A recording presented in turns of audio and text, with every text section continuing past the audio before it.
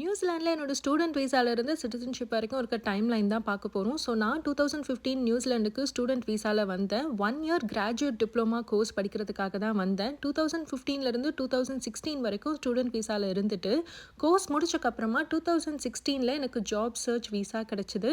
அந்த டைமில் பார்த்தீங்கன்னா ஜாப் சர்ச் விசா 1 இயர் தான் வேலிட். அதுக்குள்ளே நம்ம வந்து ஒர்க் எடுக்கணும், அப்படி இல்லைன்னா திரும்ப ஊருக்கு தான் போகணும். லக்கிலி எனக்கு ஃபுல் டைம் ஒர்க் கிடைச்சதுனால என்னால் ஒர்க் விசா அப்ளை பண்ண முடிஞ்சுது. ஒர்க் விசா வந்து பார்த்தீங்கன்னா 2 இயர்ஸ் வேலிடிட்டி. ஸோ அந்த 2 இயர்ஸ்க்குள்ளே நம்ம ரெசிடென்சி அப்ளை பண்ணி அப்ரூவ் ஆகிடணும்.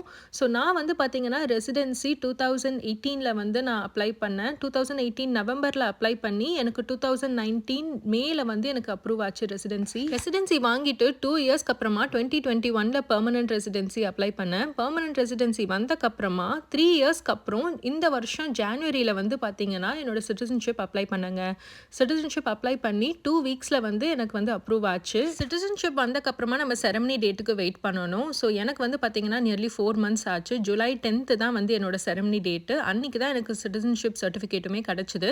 அதுக்கப்புறம் பார்த்தீங்கன்னா நான் பாஸ்போர்ட் அப்ளை பண்ணேன். பாஸ்போர்ட் அப்ளை பண்ணி வித்தின் 2 daysல வந்து பார்த்தீங்கன்னா பாஸ்போர்ட் கொரியர்லேயே வீட்டுக்கு வந்தாச்சு. ஸோ ஓவரால் வந்து பார்த்தீங்கன்னா 2015 to 2025 ஓவரால் எனக்கு வந்து 10 years ஆகியிருக்கு நான் ஸ்டூடெண்ட் விசாலேருந்து சிட்டிசன்ஷிப் வாங்குறதுக்கு.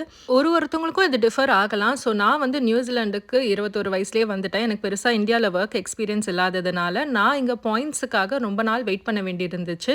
சில பேர் நீங்கள் வந்து நிறைய ஒர்க் எக்ஸ்பீரியன்ஸ் இந்தியாவில் இருந்து டேரெக்டாக நீங்கள் ஒரு ஒர்க் எடுத்து வரீங்கன்னா உங்களுக்கு வரும்போதே உங்களுக்கு நல்ல பாயிண்ட்ஸ் இருக்கும், பேவுமே நல்லா இருக்கும். ஸோ நீங்களாம் வந்து சீக்கிரமாகவே ரெசிடென்சி அப்ளை பண்ண முடியும். ஹோப்ஃபுல்லி உங்களுக்கு இது ஹெல்ப்ஃபுல்லாக இருக்கும்னு நினைக்கிறேன். இன்னொரு vlogல பார்க்கலாம். டாடா பபாய்.